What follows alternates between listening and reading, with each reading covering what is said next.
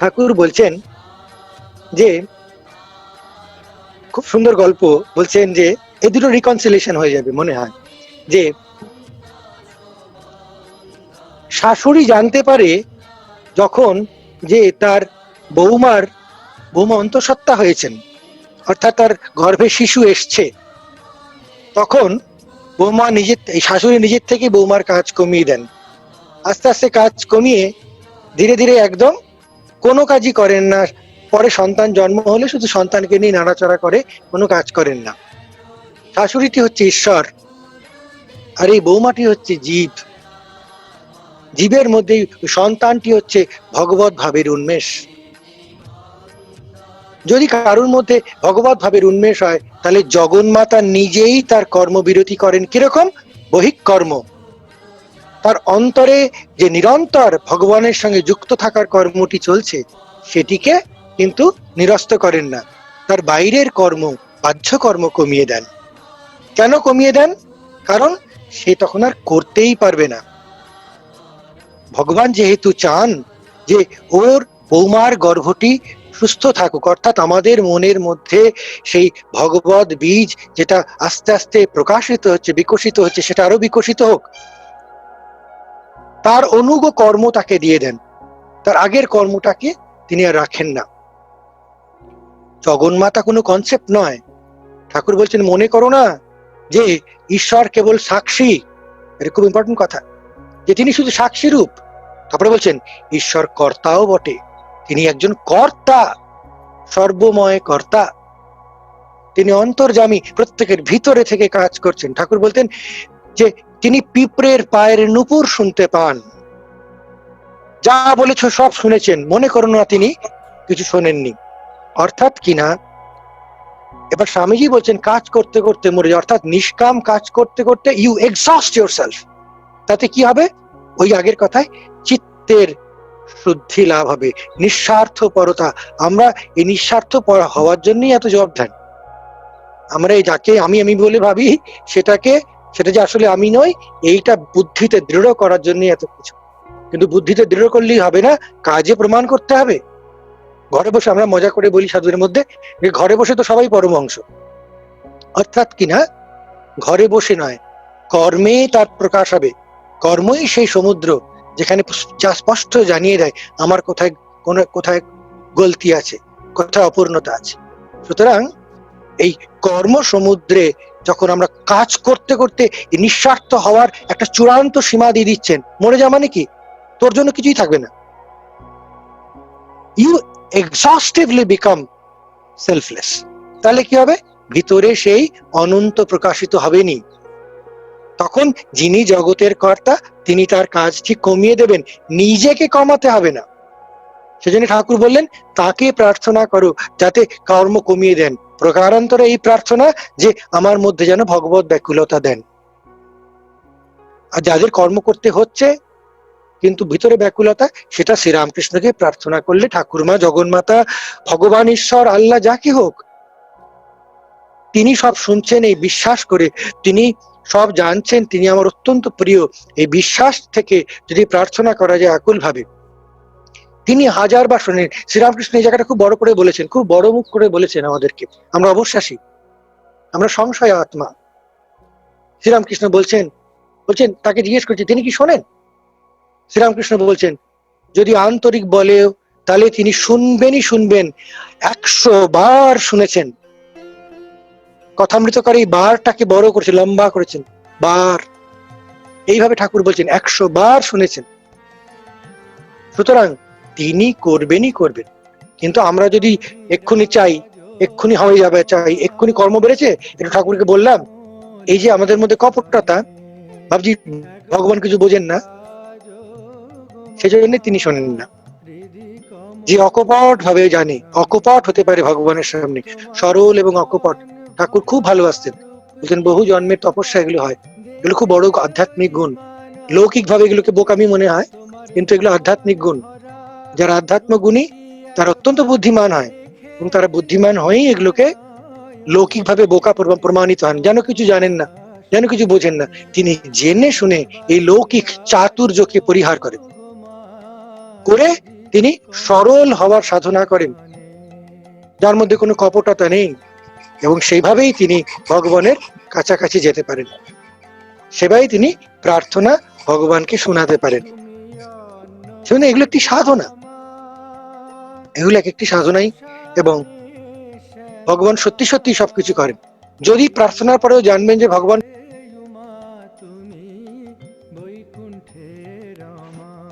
কর্ম করবেন, তিনি করাচ্ছেন, তিনি শুনেছেন, তিনি যখন দরকার কমিয়ে দেবেন।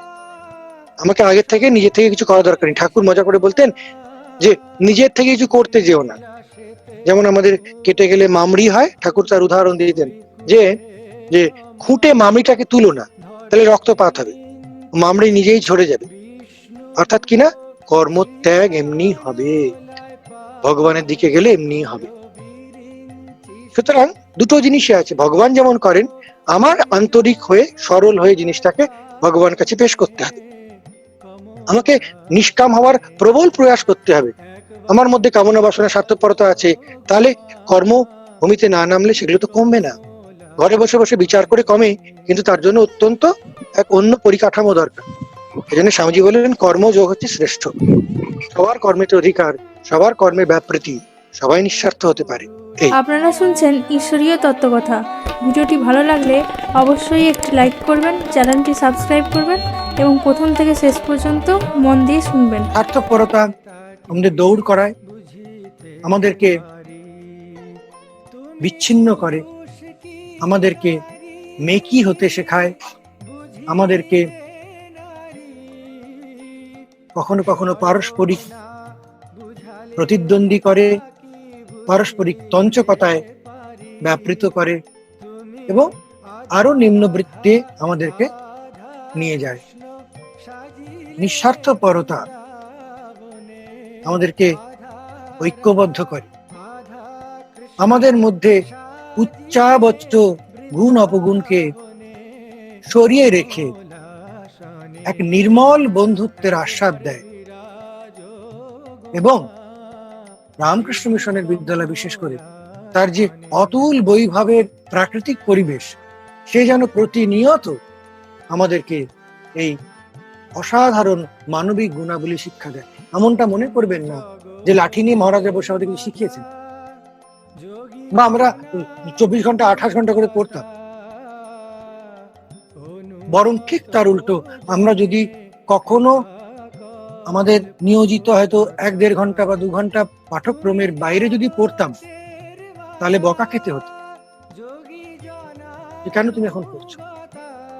পড়াশোনাকে কোনোদিনই আমাদের প্রশংসা করা হয়নি, আমাদের কখনোই একটা অ্যাম্বিশনকে ফুলফিল করার জন্য দৌড়ে ব্যাপৃত করা হয়নি।